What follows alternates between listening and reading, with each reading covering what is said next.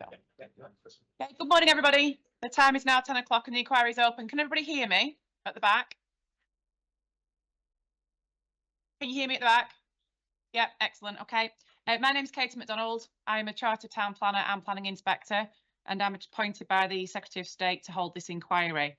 This inquiry is into an appeal made by Dido Property Limited against Buckinghamshire Council's decision to refuse an application for full planning permission. And that is for a production space and supporting buildings for screen-based media and associated services and industries. And the development comprises sound stages, workshops, office accommodation, studio hub, associated outdoor space such as backlots and unit bases, entrance structures and reception, security infrastructure, mobility hub, cafes, parking, bridge, incidental supporting buildings, associated infrastructure, public art, upgraded vehicular access into Marlow Road, new cycle and pedestrian accesses, a new cultural and educational/recreational building, a new community building, and associated landscaping, publicly accessible recreational land, and ecological and environmental enhancements/habitat creation. I won't run through that every single day. Okay, the site address is land adjacent to the A4155 Marlow Road and West Hope. Is it West Hope? Is that how you say it? West Hope? Yep, excellent. Farm Lane, Marlow. So there's a couple of housekeeping and procedural and admin matters that I'll run through first. Please can you ensure that mobile phones and other electronic devices such as laptops are switched to silent or off, whatever you prefer, just as long as they don't disturb the inquiry. Secondly, I'm advised by the council that no fire drills are planned, so if you do hear a fire alarm, assume it is real. The fire exit is back down the way you came in, and there's a fire exit sign just at the back of the room. You need to turn left onto Queen Victoria Street and then assemble by the riverside. I assume that someone from the council will lead the way. Toilets are to back out to your left, my right, behind the kitchen area, and the accessible toilet is up here on down that corridor on the left. Before we go any further, can I just check that the live stream is working? Yeah, thank you. Okay, can I now take the names of those people who will be actively involved in the inquiry throughout? And I will start with the council first, please. And I've got a list of appearances just to say. Thanks.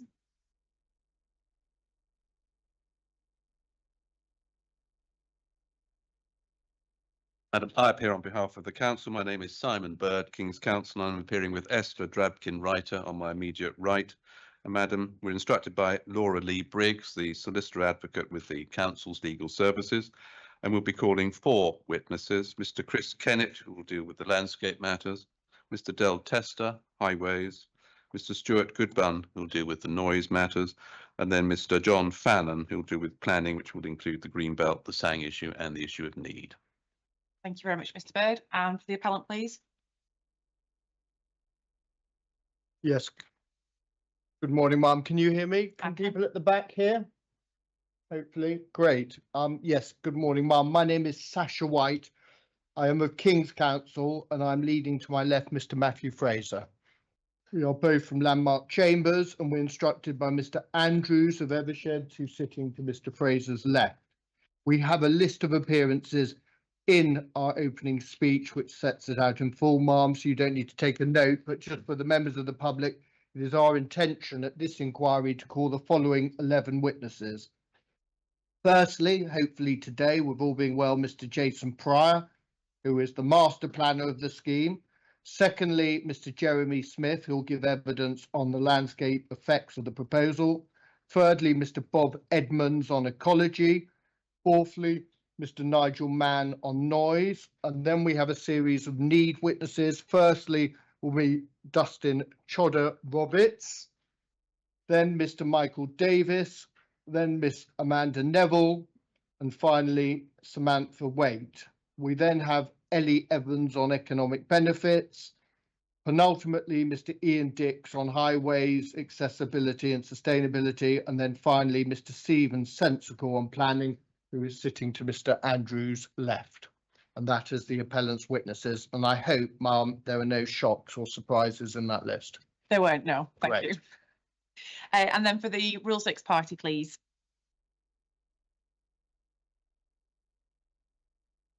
Thank you. Do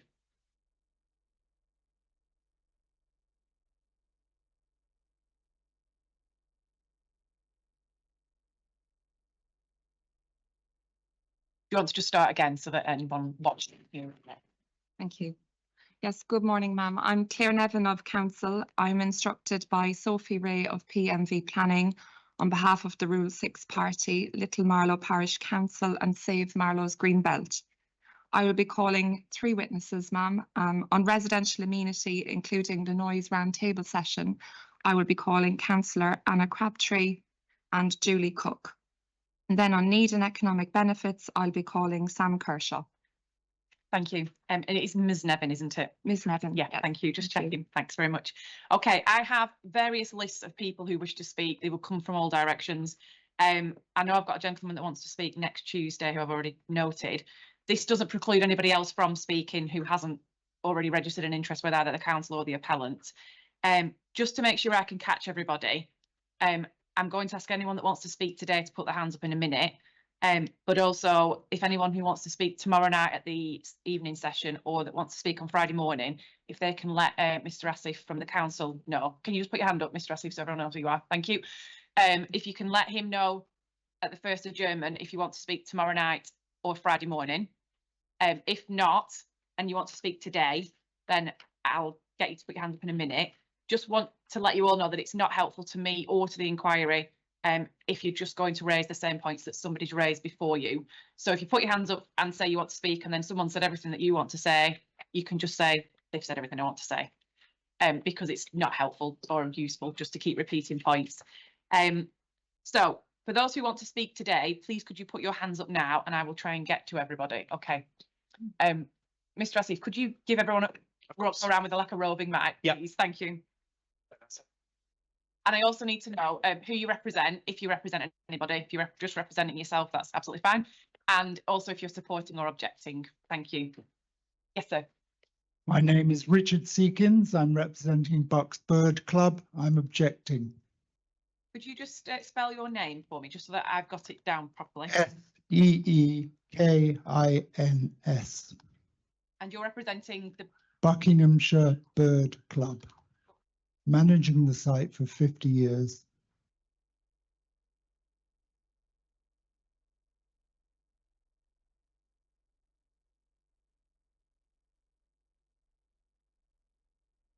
and next, please. Hello, I'm Verity West, and I am representing myself as a resident at Westthorpe Park. And are you objecting or supporting? Objecting strongly. Thank you.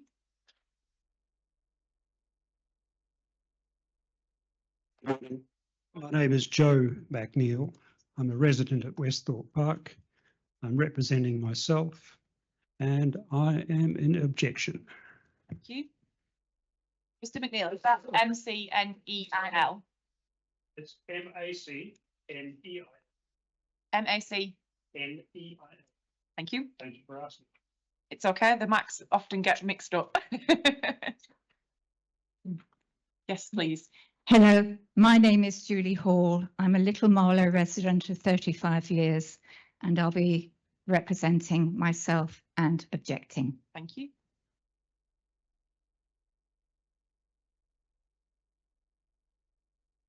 Hello, my name's Guy Carter and I'm representing myself, and I've lived in Westthorpe Park for nearly 24 years and I'm objecting. Thank you, Mr. Carter.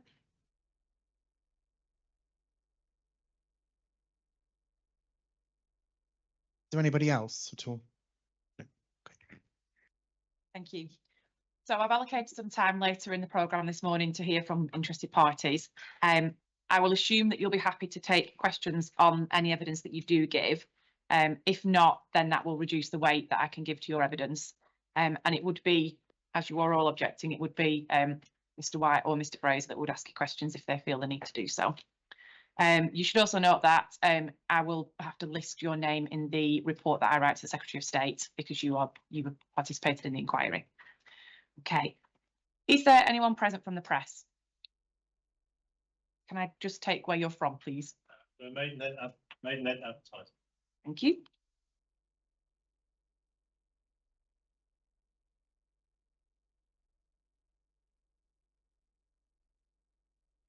Okay, so I do have copies of the council's letter of notification of the appeal, which is dated the 7th of October 2024. And I've also got the letter informing interested parties of the date, time and venue for the inquiry, which was dated the 2nd of January 2025, along with a list of notifications as to who those were sent. Clearly that's worked because everyone's here. I've seen the site notice last week as well. Was there a press notice published? Yes, there was. Could I get a copy of that, please? Of course. Thanks.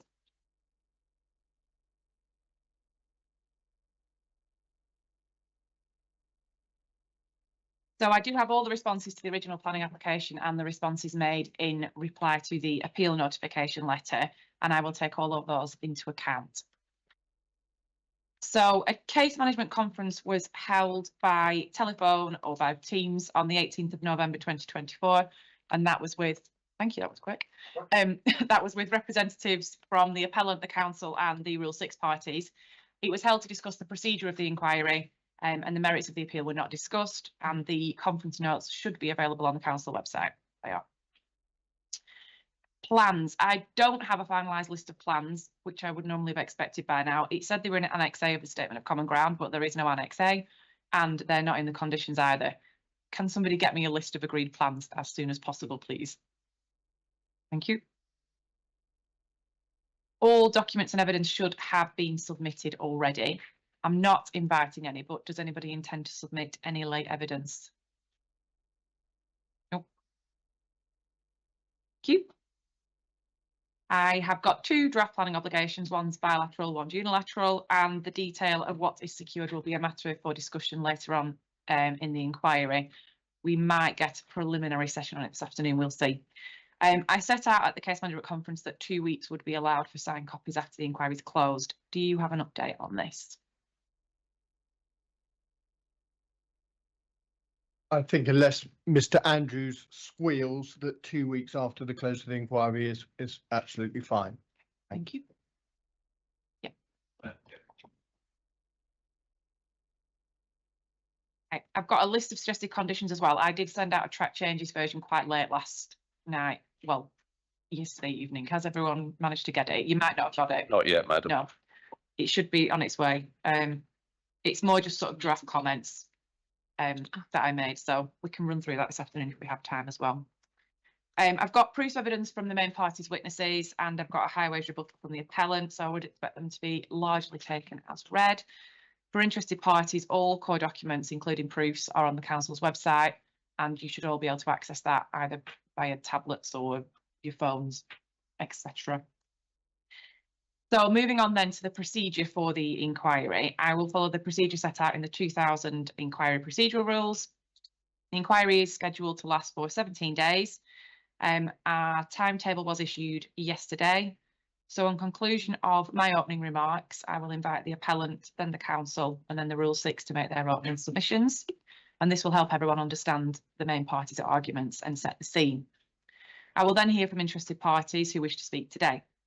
Next, the appellant's architect is it the architect? Yeah, scheme designer, master planner, will present an overview of the scheme. There will be the opportunity for questions on this. Those questions will be for clarification purposes rather than cross-examination. That's for Rule 6 and the council. And I may have also some questions, and I will also allow interested parties to ask questions if they wish to do so. As I've said, if we have time, there'll be a preliminary session on conditions and the planning obligations this afternoon. Discussion of that is normal practice. It does not indicate that I've made up my mind on which way I would recommend this appeal goes, or it does not weaken the council or the Rule 6's continued opposition. It's just that we need to discuss the conditions in the event that the appeal were to be allowed. The rest of the programme is outlined on the programme that I've issued. Given it's last due to go on for over 4 weeks, I'm not going to go through it all today, but you can have a look at it online. Briefly, this week will entail landscape evidence, the Rule 6 parties amenity witness, and there'll be an evening session and morning session for interested parties.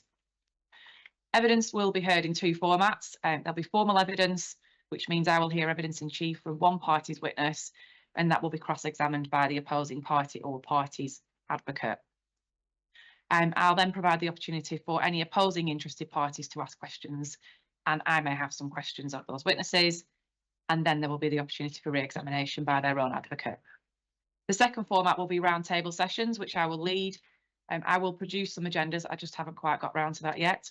And that will be for ecology and noise, and those will be placed on the council website once those agendas are published. If any interested parties, including local residents, want to participate in that discussion, please can you let me know beforehand. However, if there are a large number of people that want to be involved, it could be difficult, and I would suggest that a spokesperson is nominated. The order will always be the council and the Rule 6 if presenting evidence on the topic, and then the appellant. Formal evidence will be heard on the topics of landscape character and appearance, openness of the green belt, need, economic benefits, highways and planning. And then the roundtable, as I've just said, ecology and noise and amenity. I will conduct a formal site visit. It could be on Friday morning, depending on how many interested parties arrive. It might be that we do a partial one on Friday morning. It could be on Monday, depending on weather. I'm anticipating we're looking at Monday. Worst case scenario, the following Monday. We'll play that by ear. So following all the evidence, I will hear closing submissions from the Rule 6, the council and then the appellant. Just a reminder that I'll need written copies to be provided in writing beforehand. And then pending any applications for costs, I'll close the inquiry. If any cost applications are to be made, this should be done before I close the inquiry.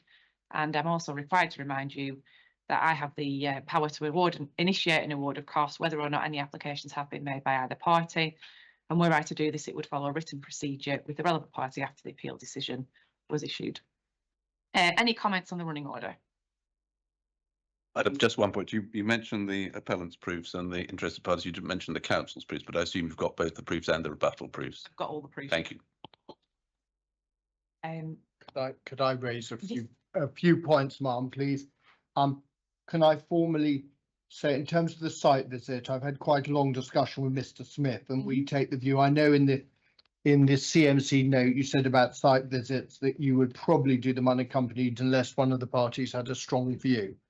We do have a strong view, particularly in relation to the longer distance views at Winter Hill and from the national landscape. And Mr. Smith, and then no doubt Mr. Kennett, we would like Mr. Smith to accompany you on that element. Yeah, that's absolutely fine. I'm happy to be accompanied on it all if you would like me to do so. Thank you very much. And also, can I just formally, in relation to costs, just note that we reserve our position on costs. And if we do make an application, I will obviously give Mr. Bird ample time. That has an implication that Mr. Bird's the only party in our sites, but I also reserve my position with the Rule 6 as well. But I will obviously abide by what you say about certainly give at least a week, 10 days before any response is required, so they have adequate warning. And of course, I'll keep them up to date on what our position is. Thank you, Mr. White. Okay, so the running order that I've set out is draft. We might overrun some things. Some things may take less time. So if you are intending as interested parties to dip in and out, thinking that you'll pick up bits of evidence here and there, don't rely on it completely. I may ask more questions of one party than the other. Again, that doesn't indicate which way I'm going. It's just to ensure that I understand all the evidence that's before me. I plan to break for lunch around 1 o'clock every day for an hour. We'll have short comfort breaks, mid-morning, mid-afternoon. So there'll be 4 sessions per day, and we'll aim to finish around 5 each day, ideally not sitting any later than 5:30 because everyone has a life. Friday, we should finish around 1 p.m. and on subsequent days, the programme sets it out. Most days are 10 o'clock start, but there are some days at 9:30 where the evidence should take us longer. Keep all the timings under review as we progress. If any advocates, I'll look to you. If you think an adjournment's necessary, then please let me know. Please everyone note, witness table's just there. Is that okay for you, Mr. Bird, if you're cross-examining, because you're a bit... We can flip the table. Yeah, okay. Witnesses, please answer the questions that are asked of you. Even if it means you're conceding a point, you can qualify it afterwards. It's more helpful to me and the advocates, and it's a better use of inquiry time if you actually answer the question that's asked of you, so please do so. Moving on then to main issues. They are the same as I set out in the CMC note, with the exception of now the first new main issue, which is whether the proposal would be an appropriate development in the green belt given the framework changes. The rest of the main issues are the effect of the proposal on the openness and purposes of the green belt, the effect of the proposal on the function and amenities of the surrounding area, with specific reference to policy RUR4 of the Wickham District Local Plan, the need for the proposal, the effect of the proposal on the character and appearance of the area, including the setting of the Thames Valley and Chilterns National Landscape, which was previously AONB, if anybody wonders what a national landscape is, the effect of the proposal on the surrounding road network, whether the proposal would support active and sustainable modes of travel, particularly walking and cycling, the effect of the proposal on the safety of pedestrians, cyclists and drivers within the site, the effect of the proposal on the living conditions of existing residents, the effect of the proposal on the availability of recreational pressure mitigation in the form of suitable alternative natural green space to offset the harm to the Burnham Beaches special area of conservation that would arise from allocated housing development, whether the proposal would make suitable provision for infrastructure, and whether any harm by reason of inappropriateness and any other harm would be clearly outweighed by other considerations so as to amount to the very special circumstances required to justify the proposal. Has anyone got any comments on those? That concludes my opening remarks. That's probably the most you're going to hear from me during the inquiry. Are there any other questions or procedural matters that we need to talk about before opening submissions start? Ma'am, there's one the appellants want to raise. As you know, the inquiry proceedings is being live streamed. Yes. We think it would be benefit, and we have the facility to record and then download the proceedings on YouTube. In my experience, it is of benefit that it means that everyone can know exactly what was said and has a record, and it is helpful. It avoids the 5 advocates ever having a spat about what was said, because there is a recording, and it also assists if, and this has happened elsewhere, there is a need later on to recall what was said. So on behalf of the appellants, we would like your authority to record what is live streamed by Bucks and then ensure it is available for everyone on YouTube, exactly what the planning inspectorate did during the COVID epidemic. So that's our formal request to you to sanction that process. Thank you. Mr. Bird, any thoughts? Madam, I don't have a strong view. Matter entirely for you. Ms. Nevin, any comments? We would find it helpful to have a record as well for the reasons set out by Mr. White, so we would support that. Thank you. I have no objections to it being recorded. Most inquiries that are live streamed that I've done recently have been recorded, so happy for that to happen. Can that be accommodated, Mr. Hussey? Oh, the appellants would do it. Okay. Yeah. Well, we're happy for Bucks to do it, but I think to make things easier for the officers of Bucks, we have the facility, as I understand it, and the means to do it. So we're Right. happy to take that burden on. Okay. Yeah, I didn't realise that you could do it if the council was live streaming it, so that's fine. However it works technically. Yes, that's I'm absolutely happy. fine. I can liaise with Mr. White about that just to get it onto our website. Yeah, happy for it to be recorded and put onto wherever, YouTube. My children will be happy. Joking. Okay, in that case, can I ask the appellate's advocate, Mr. White, to make your opening statement, please?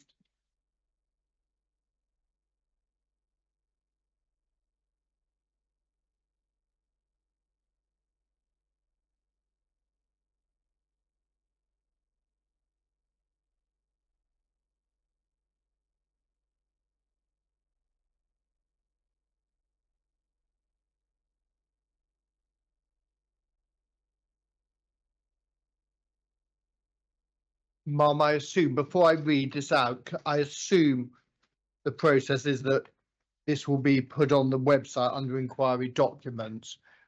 So just for the members of the public who haven't got a written copy, it should be there sometime today. So, Ma'am, can I, as you can see, Before you start, Yep. Mr. White, actually, I've just remembered I've not talked about inquiry documents. Yeah. Can I get a volunteer to keep a track of inquiry documents, please? Council or, okay, thank you. Everybody shout at once. This is ID1. Thank you. I'll keep a running list, madam. This is ID1, brilliant. Ma'am, as I said a moment ago, I've listed the appellant's list of appearances and I've also set out the structure. I won't read it out. But could I introduce the case on behalf of the appellants, and could I just check at the very back, can everyone hear adequately? Great, I assume that's a good sign. Ma'am, the planning system, as you well know, has to deal with a vast range of planning applications and appeals on a yearly basis. Many are mundane, some are highly consequential, and a rare few are genuine game changers for a county, a region, and a country. We say for the appellants, it's no exaggeration to say this is a proposal which is a game changer to the economic health of the county, to the economic health of London and the South East, and frankly, to that of the nation.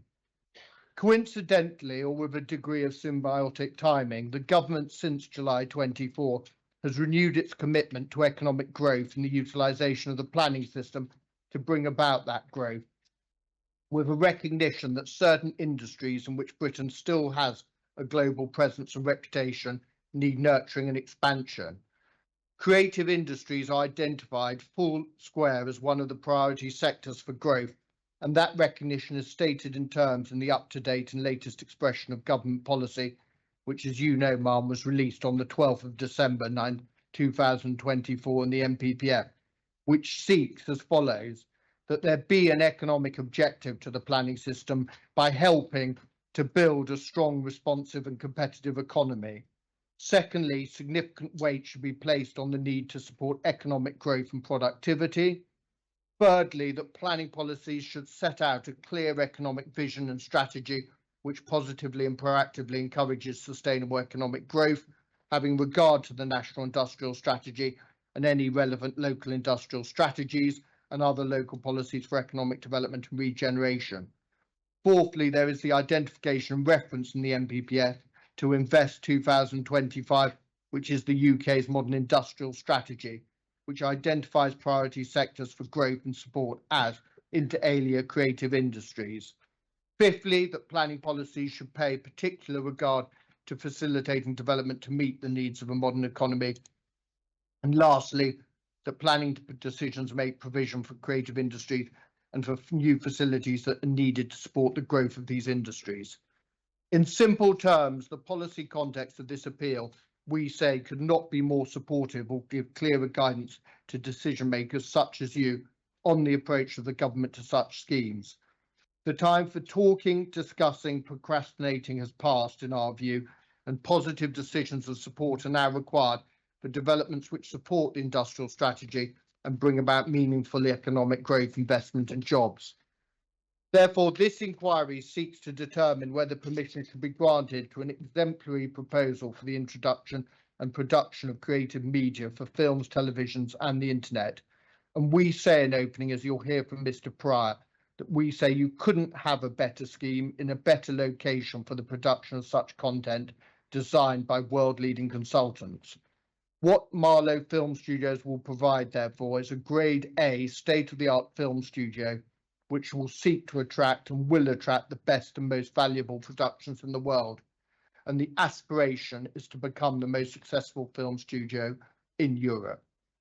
If the UK government is serious, and the planning policy now set out in the NPPF above indicates it is serious about championing the creative industries, then Marlow Film Studios can deliver that objective. The business case for the scheme could not be more compelling, and it will meet what we say is a demonstrable need. It will be sustainably located on the edge of the settlement of Marlow, with key transport upgrades proposed to improve accessibility by foot, cycle, bus and train. Of course, the appeal site is now designated as part of the Green Belt. However, the appellant will argue that the appeal site is land newly conceived by the Labour government as Grey Belt. It does not make a strong contribution, which is a high threshold, to any purpose of including the land in the Green Belt, and that, frankly, was the clear conclusion of the LPA's own ARUP Green Belt studies historically. Therefore, now, with the dramatic introduction as of December 24 of the concept in policy of Green Belt, The scheme would not, in our view, be an inappropriate development in the Greenbelt, and accordingly, the council's primary reason for refusal falls away. In the alternative, the very special circumstances test in national policy for inappropriate development, we say, is met in any event by the very powerful benefits that will accrue when permission is implemented. For the reasons that we'll develop below in this speech, the appellant's primary case is the proposal accords with the development plan and should be approved without delay. In the alternative, we submit the employment policies of the development plan are out of date, in particular in providing little or no support for the creative industries, despite the crucial West London cluster, and policy RUR4 is out of date in allocating the undeliverable Little Marlow Lakes Country Park. On either basis, the council's original 9 reasons of refusal, which are now 8 in numbers, we understand there's been a formal withdrawal of reason of refusal 8. We say those reasons of refusal are unwarranted. They were unjustified in May 24 when the scheme was refused by committee, and we say they've been rendered even more unsupportable by the new national planning policy framework heralded by the NPPF. We submit in the strongest terms that, as you will see from the evidence, ma'am, that any objective and reasonable planning balance in 2025 should produce a balancing exercise in favour of permission. We say in introduction, the case in favour of the scheme is overwhelming, and you will be invited in your report to the Secretary of State to recommend that permission is granted.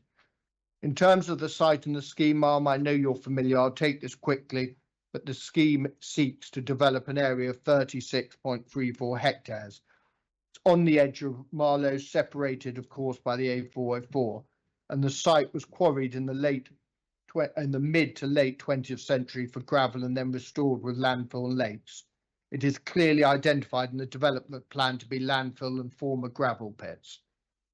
It is unmanaged open land in private ownership, and it's connected to Marlow both via the footbridge, which is known as Volvo, and via the A404 and A4155 roundabout, known as the West Fork Interchange. Of course, as we've said, it's a Greenbelt site, but that is a designation that extends to 32% of effectively the Bucks area. Also RUR4, which it involves a country park, but the site is not in any landscape designation. Of course, to the other side of the A4155 is the Chilterns National Landscape, which is an area that covers 27% of the Bucks area. Of course, the site is also visible from Winter Hill to the south, thus lies between the two more sensitive areas within the Thames floodplain landscape character area, which is an area described as busy within the Wickham landscape character assessment carried out by the predecessor council, with key characteristics which include settlement, urban fringe and major roads. It's also noteworthy that the local plan says in terms that there's a very limited supply of flat land for commercial development, which is outside the AONB and does not adversely affect its setting. The proposed film studios, as you've identified, would provide nearly 170,000 square metres of new floor space across the 6 plots.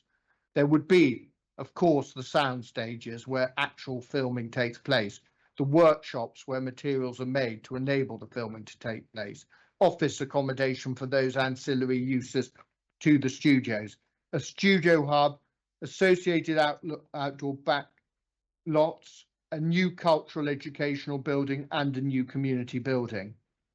As you will hear from the witnesses and from Mr. Pryor, we say that the film studios will be one of the top offers for film development in the national and international market.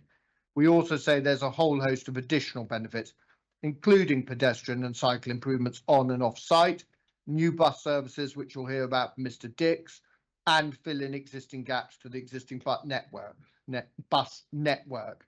And of course, we say significant transport upgrades to the West Fork Interchange and a 20% biodiversity net gain through the provision of land north of Spade Oak. Of course, you will hear this afternoon from Mr. Pryor. But in opening, we do seek to commend the design. It works, and we say is of the highest standard. It is of note, of course, that one of the few areas that we're not arguing about is that the LPA make absolutely no criticism of the design, and there's no reason of refusal relating to design. That is highly revealing in a context where the National Planning Policy Framework at Para 139 seeks the refusal of development that's not well designed. There appears no credible attempt by any party to allege the design is lacking in any material way, and therefore the starting point for this inquiry is that the design of the scheme meets the aspirations of government, that the planning system should fundamentally assist in the creation of high quality, beautiful and sustainable buildings and places. So then dealing with the development plan. The development plan was adopted in August 19, so it's now over 5 years old. And you will know that that is quite an important threshold in the way that the NPPF is set up. There are two features of the plan which we say render it out of date. The first, of course, is the absence of any provision to prioritise the creative industries and provide for the growth of the West London cluster, which renders the plan and its economic policies inconsistent with the NPPF, in particular powers 85 and 87, which I read at length earlier. And Mr. Sensible will cover that matter in his evidence. Secondly, the purely aspirational and undeliverable status of the country parking policy RUR4, which we'll consider in a moment. However, we do say the starting point is we say this development complies with the development plan, and that can be demonstrated through the application policy DM42, which on any view is a policy of significant importance. It governs development in the Greenbelt, and it provides, consistent with the NPPF, inappropriate development can still be permissible in very special circumstances. It also provides that development which is not inappropriate is any development that the NPPF classifies as not inappropriate. Therefore, the recent change in national policy concerning the Grey Belt does not cause policy DM42 to come out of date, because it automatically updates itself in line with national policy to which it entirely defers. Therefore, we say that the proposal is either not inappropriate development or it's inappropriate development where the benefits clearly outweigh the harms. Then it must follow that the scheme complies with policy 42. DM42 is only one policy in the plan, albeit an important one. And Mum, can I just take you on a very short journey? You might have picked up, or you might not, that I have, Mr. Fraser and I have attached 4 appendices. Appendix 1, don't worry, I'm not going to read them out. But Appendix 1 just provides a record for you in a convenient location of the reasons of refusal. Appendix 2 seeks to be a chronology that doesn't set out every single issue, but ones we felt were material for you. Appendix 3 is the relevant policies in the development plan and other material considerations.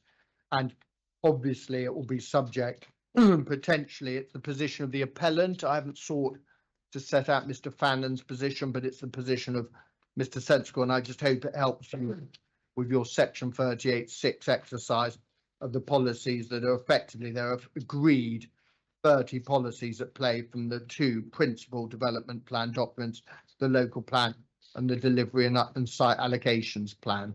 So I just hope that assists you in the section dealing with compliance with the development plan. Then Greenbelt, let's deal with the Greenbelt for a moment and whether it's inappropriate development. And as you and everyone probably in this room knows, that inappropriate development in the Greenbelt will only be permitted in very special circumstances, i.e. where the harm to the Greenbelt and any other harm is clearly outweighed by other considerations. Any harm caused to the Greenbelt by inappropriate development is to be given substantial weight.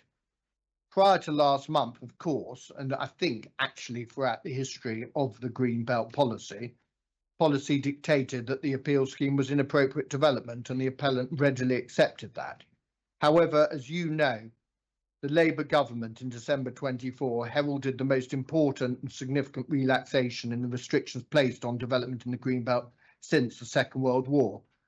And under the new policy framework, the appellant will argue credibly that the appeal scheme now no longer constitutes inappropriate development. It therefore doesn't need to meet the very special circumstances test, and substantial weight does not need to be given to any Greenbelt harm.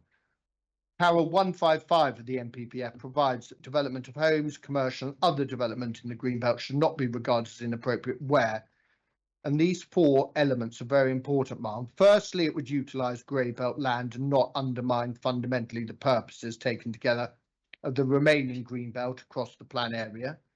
Secondly, there's a demonstrable unmet need for the type of development proposed. Thirdly, the development would be in a sustainable location. And fourthly, it meets what is termed the Golden Rules. Para 156 confirms the Golden Rules apply only to major development involving the provision of housing. Therefore, we say you need to consider criteria A and C. A, grey belt, and the question of whether the land is properly to be considered as grey belt. And we say grey belt is defined in the glossary at the back of the NPPF as being green belt land that does not strongly contribute to any of the purposes A, B, and D. And ma'am, that requires pause. Look, C is not there. So it excludes land where the application of policies relating to the areas or assets in footnote 7 other than green belt applies, i.e. national landscape, for example. But this site is not covered by any of the other designations in footnote 7. Accordingly, the question is whether only the land strongly contributes to any of purposes A, B, and D. A is to check the unrestricted sprawl of large built-up areas, B to prevent neighbouring towns merging into one another, and D to preserve the setting and special character of historic towns. And we draw your attention to 2 points of some significance about this definition in comparison with the draft version that was consulted upon. First, contrary to the consultation version of July 24, purpose C, to assist in safeguarding the countryside from encroachment, is omitted from this list. Therefore, you could have a site that strongly contributes to safeguarding the countryside from encroachment and yet still be grey belt. Secondly, the consultation drafted a different proposed definition of grey belt, which required there to be no more than a limited contribution to any of the purposes. In our view, as a matter of policy interpretation, which of course is a question of law, there is a material difference between limited to not strong. The omission of purpose C and the change from limited to not strong is a signal that the government is even more eager to change the previous Greenbelt policy that was envisaged in the consultation draft. We consider that it's easier to demonstrate that a site does not perform strongly against free purposes when compared to demonstrating that a site makes only a limited contribution to all purposes. To assess whether the appeal site contributes strongly to any of the three identified purposes, we will rely on the Council's own Greenbelt studies carried out by ARRA. It is of note that the local plan refers to those studies in its foreword as very detailed and very thorough review of the Greenbelt across the whole county. These studies are summarised in the Greenbelt Statement of Common Ground. The assessment was carried out in two parts. The first in 2016 identified parcels of land as general areas and scored them 0 to 5 against the first four purposes. A score of 0 does not meet purpose, and then 5 meets purpose strongly. Parcels were also given an overall summary. ARUP explained that any area scoring 4 or 5 against the criteria was judged to meeting the purposes strongly overall. An area showing 3 against the purpose was medium and 1 to 2 weakly. We take the view with the grey belt definition if it scores 1 to 5 against individual purposes which matter, rather than the overall summary. This site was assessed as general area 60. It scored 3 against A, 5 against B, 2 against C, and 0 against D. Because of the methodology, the score of 5 against a single purpose led to an overall scoring as strong. As Mr. Sensical and Mr. Smith will explain, it's readily understandable why general area 60 scored 5 against purpose B, i.e. preventing neighbouring towns, because effectively a score of 5 means a parcel constitutes an essential gap. And of course, parcel 60 was 293 hectares and extended the full distance between Marlow and Bourne End. It self-evidently scores 5. By contrast, the appeal site is 36 hectares, around a tenth of the general area that was assessed. Furthermore, as shown in figure 1 of the Greenbelt Statement of Common Ground, which overlays the site against general area 60, this site is tight up against the A404 and the edge of the settlement of Marlow, as opposed to being in the middle of general area 60. Therefore, even if general area 60 is seen to be scoring 5 on purpose B, we will contend that the same cannot be sensibly said for the appeal site, which occupies a fraction of the area and is surrounded by various built structures. We don't accept in any way the development would merge Marlow and Bourne End, and that there would be all result in a significant visual or physical reduction or the perceived or actual distance between them. There would be a clear and significant gap between these two settlements. In part 2 of the assessment, which took place in 2017, a parcel comprising the northern part of the appeal site was assessed when it's referred to as BL0001. It's noticeable that plots 1, 2 and 3 are where the main build form of the appeal scheme are proposed. The assessment deployed the same methodology of scoring against the first for all purposes and an overall score. This parcel scored 3 against A, B and C and 0 against D. It therefore scored moderately overall. Although the parcel wasn't taken forward for Greenbelt release, the important point for your purposes, Ma'am, is according to Arup, the parcel neither scored strongly nor even relatively strongly against any purpose, as you will hear from Mr. Smith and Mr. Sensko. This appraisal of moderate performance is overly optimistic in any event, but on any view, we say the site forms short of making a strong contribution. In addition to explaining why the appeal site constitutes grey belt, we will also establish that, and it's assumed to be common ground, that development would not fundamentally undermine the function of the green belt across the area of the plan as a whole for the purposes of 155A. Then in B, we will show that the appellants need witnesses, as you will hear, that there is a demonstrable unmet need, which I'll come on to deal with in a moment. And we also take the view it is a sustainable location under criteria C. What para 110 says is that significant developments like the appeal scheme should be focused on locations which are or can be made more sustainable through limiting the need to travel and offering a genuine choice of transport and modes. This paragraph pragmatically acknowledges that opportunities to maximise sustainable transport solutions will vary between urban and rural areas, and this should be taken into account in both plan making and decision making.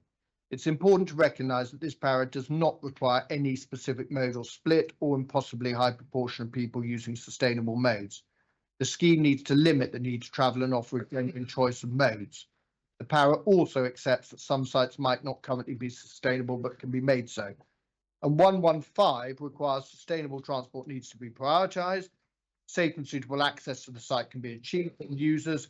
The scheme designs transport elements to reflect current guidance, and any significant impact on the development or on highway safety can be cost effectively mitigated.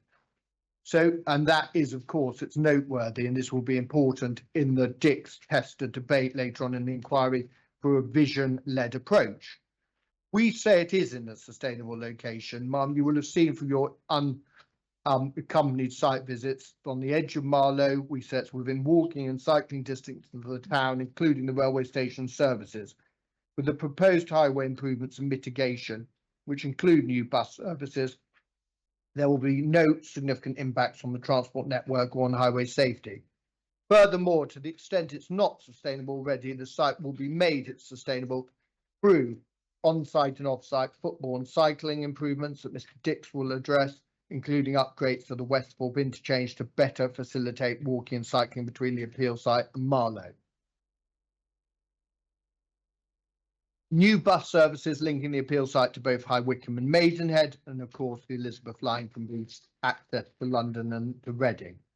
Accordingly, there is, in the appellant's view, a genuine choice of transport modes which will be offered along the private car, and of course there will be car shares promoted by the proposed travel plan, and walking and cycling from Marlow to Bourne End, bus services to High Wycombe and Maidenhead, and trains from Marlow to High Wycombe and Maidenhead. Therefore, on the conclusion opening on inappropriate development, we say we do meet criteria A and C. We will establish the scheme is not inappropriate, and it follows the scheme would comply with policy.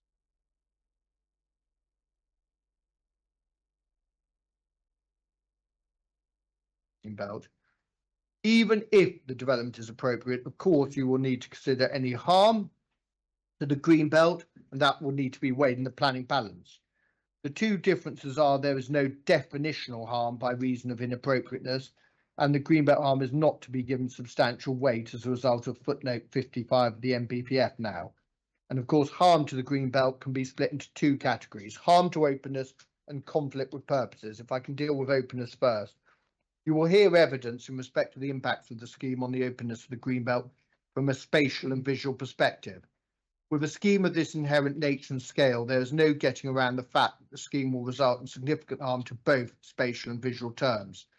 However, both aspects will be largely limited to the appeal site and the land immediately adjacent to it. There will only be limited harm to openness in a visual sense from long distance views of the site. And then in terms of purposes, our position is in relation to purpose A, by virtue of the existing landscape features, the definitive and well-established eastern boundary and the adjacent land uses, we don't accept there will be unrestricted sprawl.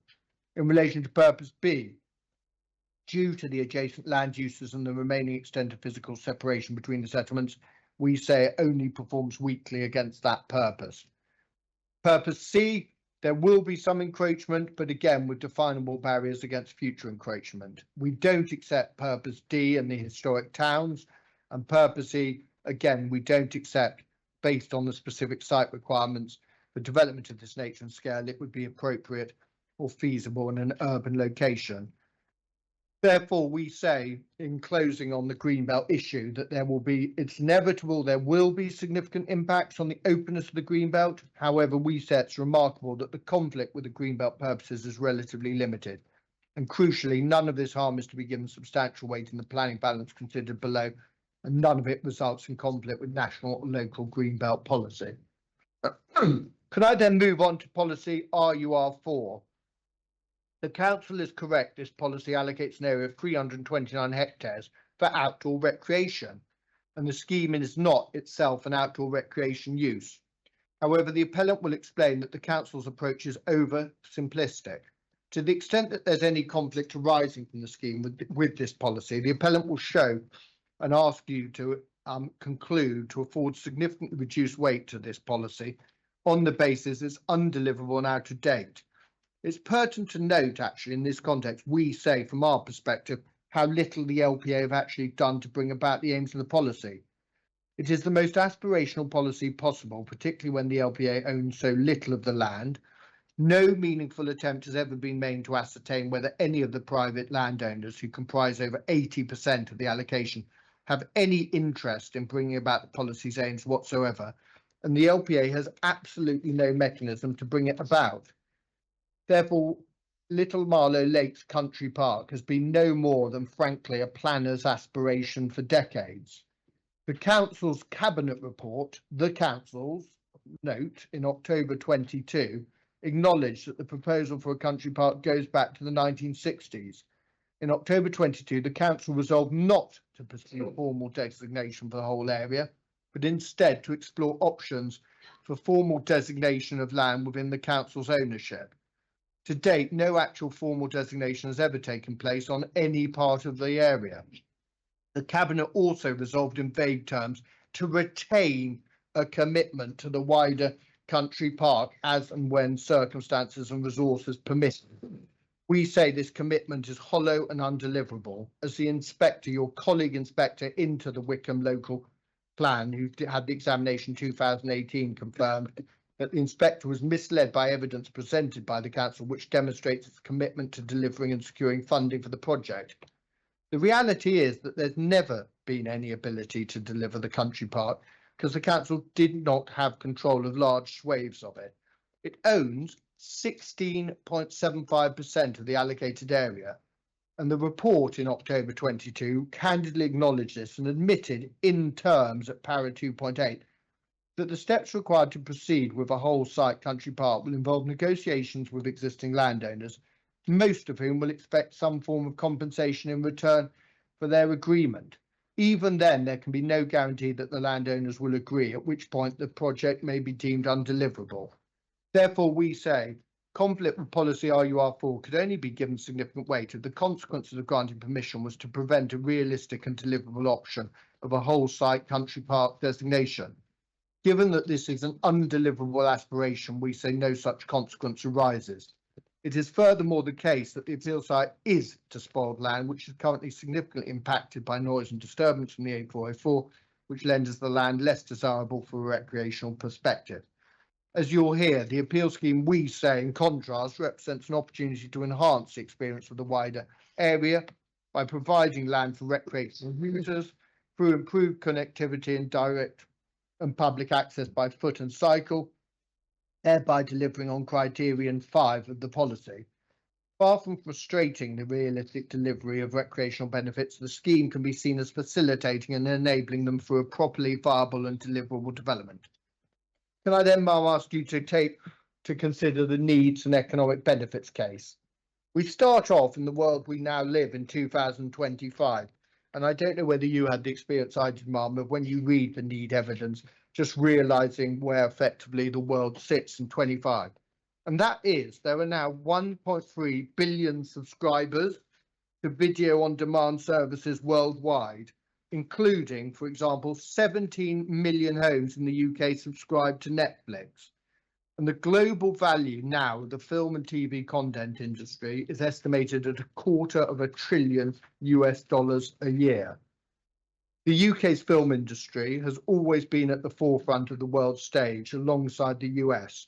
Our cultural richness has attracted a wealth of creativity, with many of the biggest recent film and TV shows originating in the UK, such as, of course, Harry Potter, Lord of the Rings, Paddington, Downton Abbey, Baby Reindeer.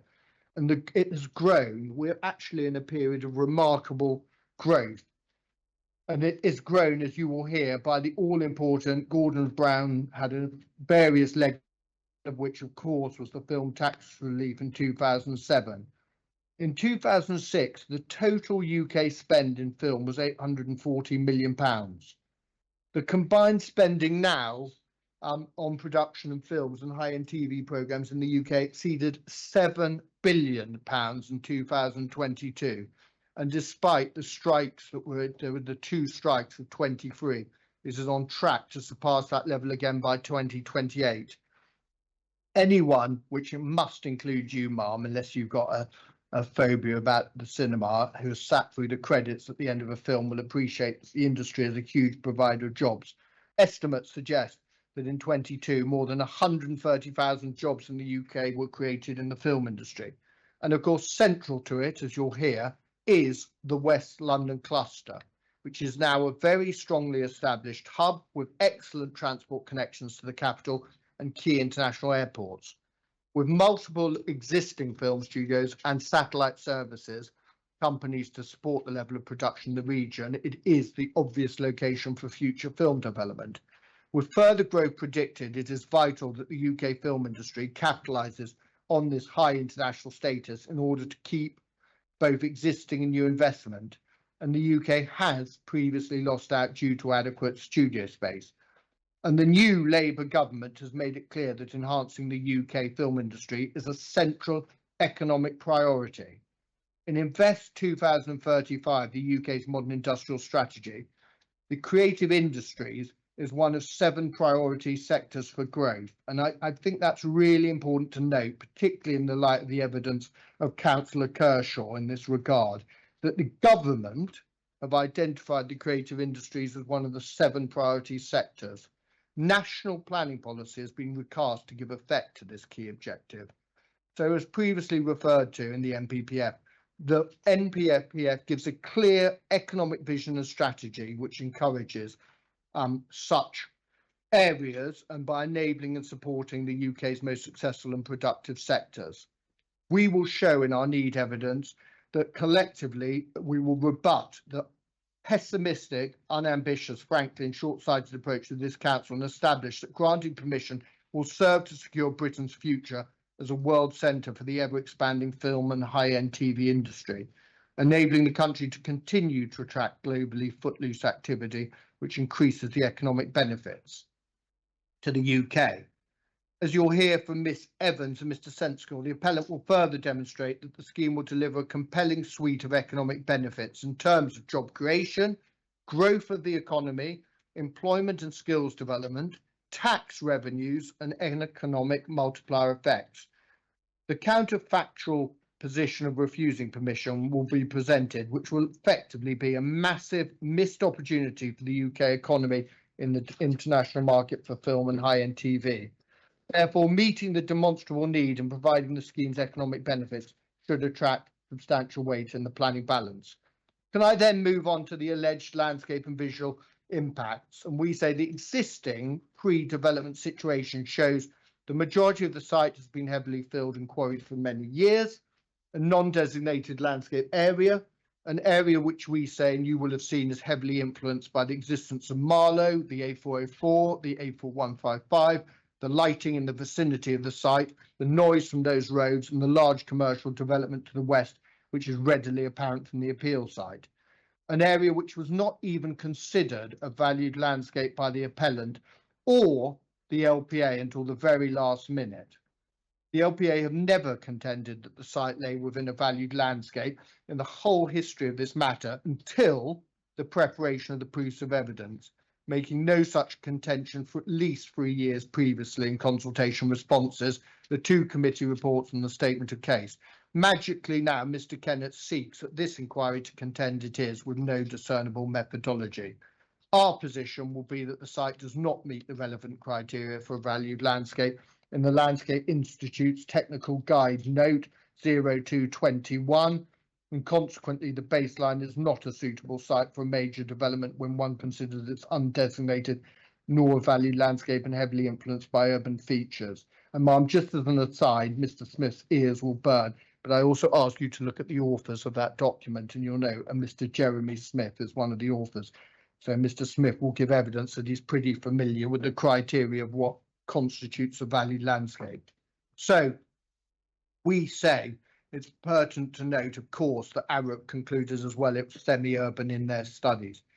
So in considering the harm, the LPA contend 5 harms. The first is to landscape character, and it would be impossible for any appeal scheme, given the scale and nature of the project, to result in anything other than some significant landscape character effects based on the current Clivian methodology.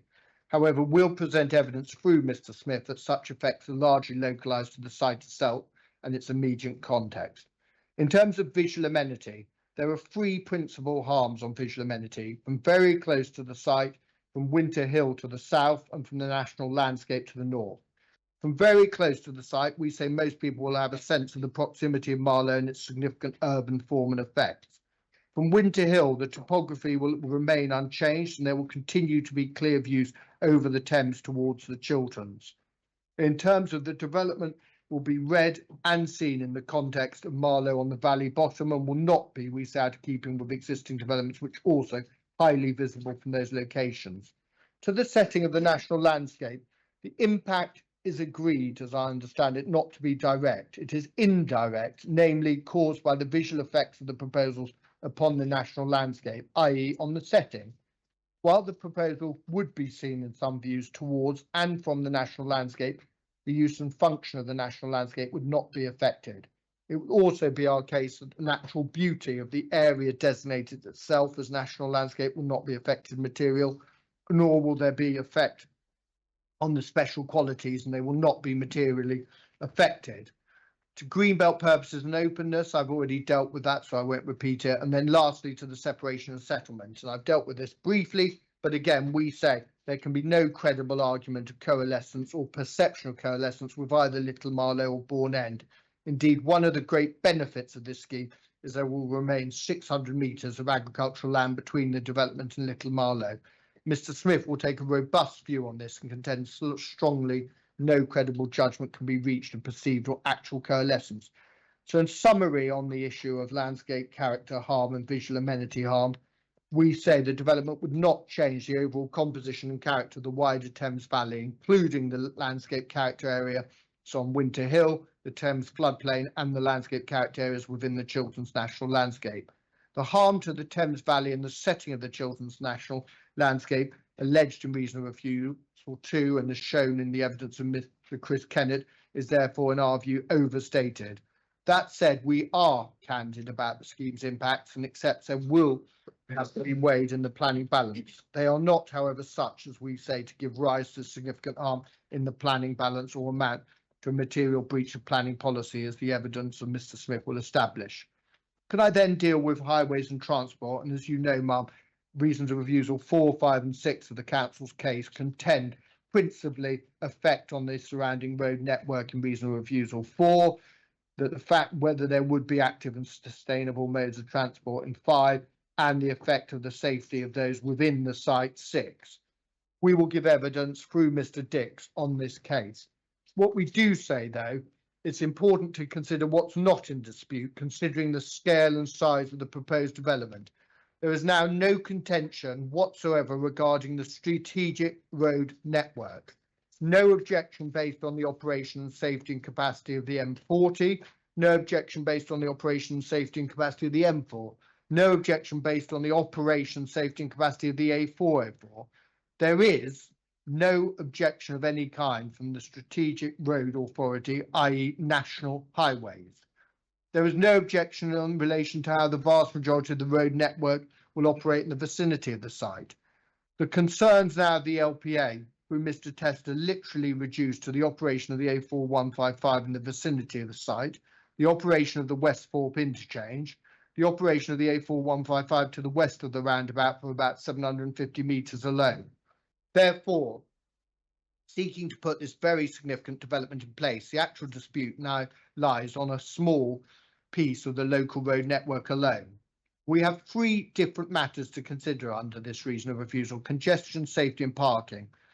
On the first two matters, congestion and safety, the NPPF gives clear guidance that such reasons and development should only be prevented or refused if it would be an unacceptable impact on highway safety, or the residual cumulative impacts on road network following mitigation would be severe, taking into account all reasonable future scenarios. As noted in previous appeal decisions, severe is considered the highest threshold in the framework, and matters of direct driver inconvenience caused by increases in queuing and delay are unlikely in themselves to constitute severe impacts unless they are very great and can be attributed solely to the appeal scheme. Ma'am, it is not a mistake that the government put the threshold of acceptability so high. The clear intention is only the very rarest schemes will be refused on the basis of understandable reasons. And frankly, the Mr. Testers of this world cannot be an impediment to schemes of national importance. In relation to congestion and safety, the starting point agreed by the appellant to National Highways is that there is an existing problem at Westthorpe interchange in both the weekday peak periods, especially within the AM peak hour, which will only be exacerbated by future increases in traffic levels, irrespective of the scheme. These future increases would result in a serious road safety risk, whereby queuing to exit on the slip roads affecting the A404 main line, effectively you'd have stationary vehicles expanding over the slip roads onto the main carriageway. And as you know, ma'am, on that road, vehicles are travelling south and north at 70 miles an hour. The council fully appreciated the problem of the existing Westthorpe interchange, but withdrew a proposed improvement scheme in January 2023 as it proved unfeasible.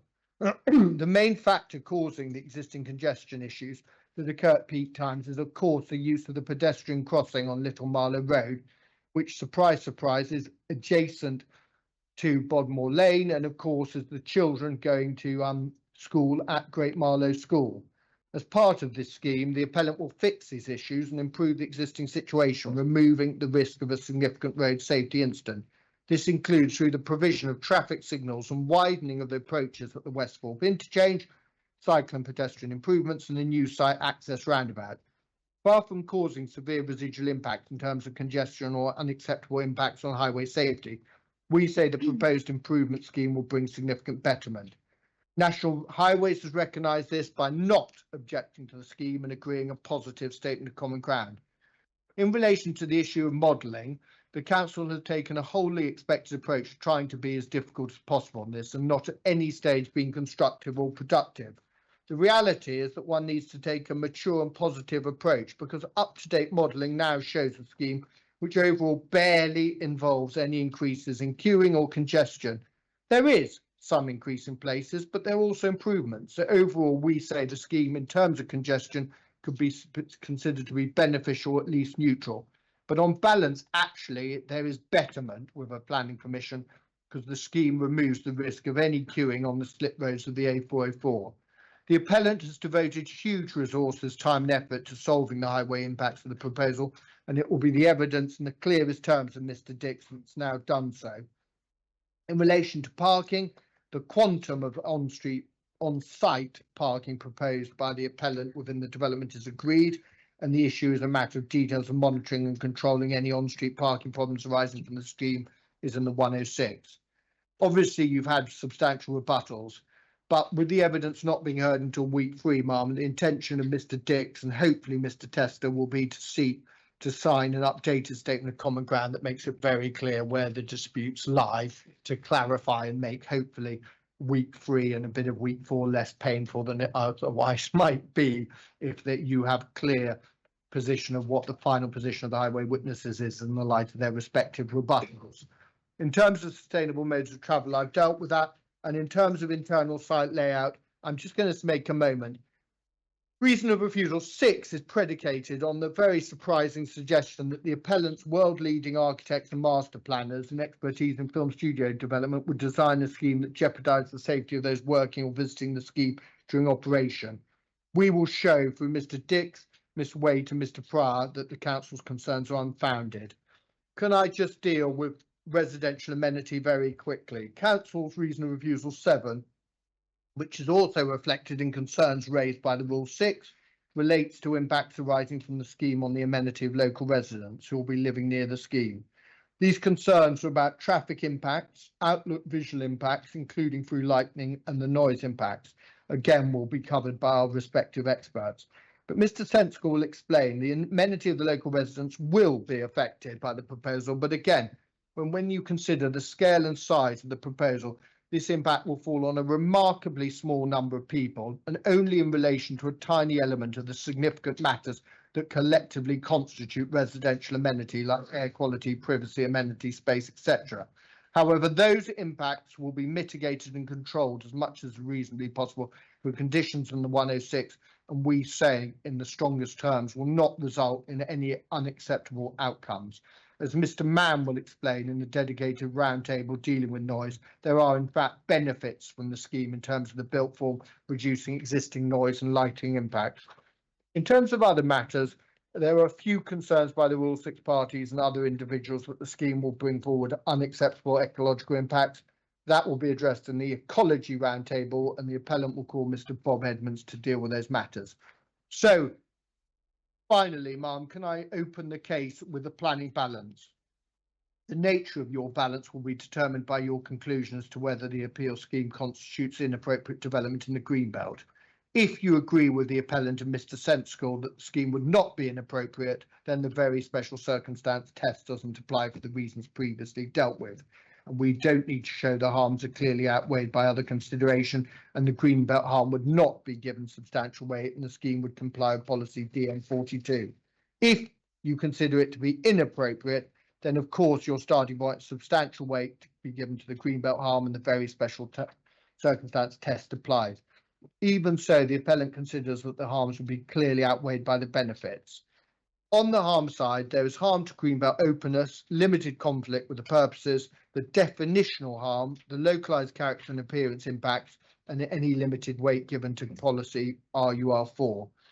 On the benefits, we say the case is overwhelmingly strong, substantial weight to meeting the need, the national need for new studio space, the national need for economic benefits, the significant social benefits, new public open space, cycle and pedestrian upgrades, the new bus services, the congestion safety improvements at Westthorpe Interchange, the Culture and Skills Academy, which will be obviously utilised by many young people, the community building, and finally the significant 20% biodiversity net gains. We will argue that applying section 38(6) of the 2004 Act, the development plan, is complied with and proposal complies with DM42. In terms of the other material considerations, we say they will only serve to reinforce your conclusion in favour of granting permission. Even if you regarded the scheme as being in conflict with the development plan, we will still argue for the purposes of NPPF Para 11D that the most important policies are out of date, thus triggering an appraisal against both limbs of Para 11D, each of which is passed by the scheme. So, ma'am, on behalf of the appellants, I do ask you to consider the evidence, but in time I will clearly, Mr. Fraser and I, unless we've gone mad, will ask you to recommend to the Secretary of State that they grant planning permission for the appeal scheme. That is, can I just, one last thing, Appendix 4 I haven't dealt with, and just that is just an audit to assist you on the table of current, it's largely taken from Mr. Davis's, Mr. Sensical's and Mr. Chodorowitz's evidence, just gives you a clear view of what's existing and what's unproposed. And we might discuss in time in the light of both Councillor Kershaw's evidence and the need witnesses, which of those you would like and need to see, whether accompanied or unaccompanied. Thank you, Mum. Those are the opening submissions on behalf of the appellant. Thank you. Thank you, Mr. White. Just one comment. I did see an email. Councillor Kershaw does not wish to be referred to as Oh, I didn't, councillor. but he is a councillor. He is a councillor, but I think he's operating Oh. on his own capacity, so he just referred Okay. Mr. Correct. Kershaw. I think that's correct, isn't it? It is correct. Thank you. Oh, sorry. I'm so sorry. I do apologise. I thought you were a councillor. Okay, thank you very much. We're at 11:15. Do you want a short comfort break before you, how long will you be, Mr. Bird? I think, Madam, probably 20 minutes. 20 minutes. Should we have a short Yeah, quite break? happy for a break. Okay, so if we take, we'll just take 15 minutes and we'll come back at 11:30 and the inquiry is adjourned until then. Thank you.